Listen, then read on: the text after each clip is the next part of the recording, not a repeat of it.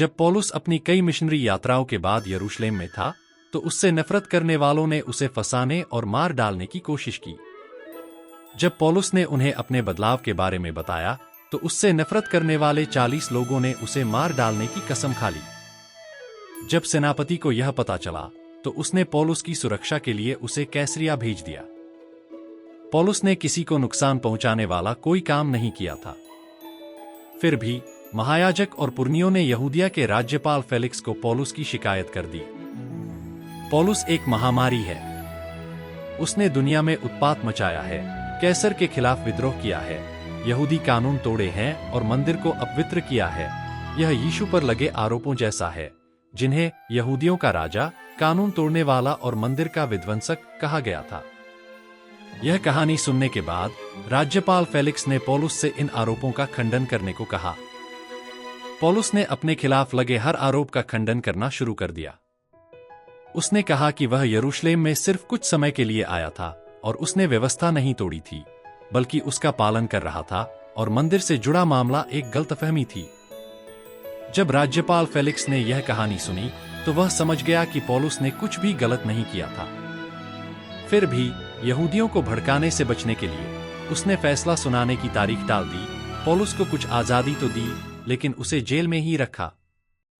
और जैसे जैसे समय बीतता गया, यहूदिया का राज्यपाल फेस्तुस नाम के एक व्यक्ति को बदल दिया गया।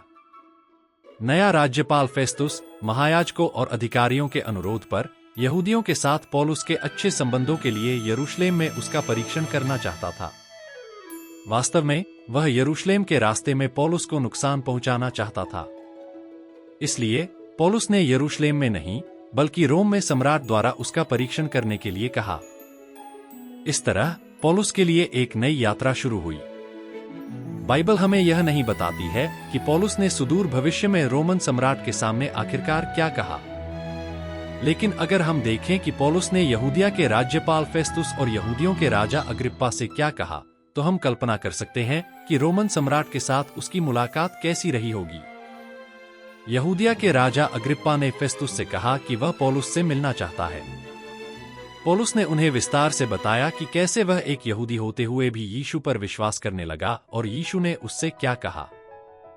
तब राज्यपाल फेस्तुस, जो सुन रहा था, ने पूछा, पौलुस, क्या तेरे ज्ञान ने तुझे पागल कर दिया है? लेकिन पौलुस सुसमाचार का प्रचार करता रहा। पहले तो मैं भी मरे हुओं के पुनरुत्थान पर विश्वास नहीं करता था, परंतु यीशु मेरे सामने प्रकट हुए और मुझसे बातें की। तब राजा अग्रिप्पा ने पूछा, मुझे सुसमाचार सुनाने के लिए तुम कितने वचन बोलोगे? पौलुस ने उन दोनों से निडरता से कहा, मुझे आशा है कि मेरे जंजीरों में जकड़े रहने के अलावा तुम भी मेरी तरह यीशु पर विश्वास करोगे। इस तरह यहूदिया के राजा और राज्यपाल ने जिज्ञासावश और यहूदियों को दिखाने के लिए पौलुस से प्रश्न किया। फिर भी पौलुस ने अडिग हृदय से सुसमाचार का प्रचार किया। अंत में पौलुस को रोमी सम्राट के सामने फिर से मुकदमा चलाने के लिए एक लंबी यात्रा पर जाना पड़ा। लेकिन एक बात ऐसा लगता है कि यह पक्का हो गया था। पौलुस जहां भी जाता, खुद को एक कैदी नहीं, बल्कि सुसमाचार का प्रचारक समझता था। जब उसने खुद को ऐसा समझा और सुसमाचार का प्रचार किया, तो परमेश्वर ने उसका डर दूर कर दिया और उसे साहस दिया।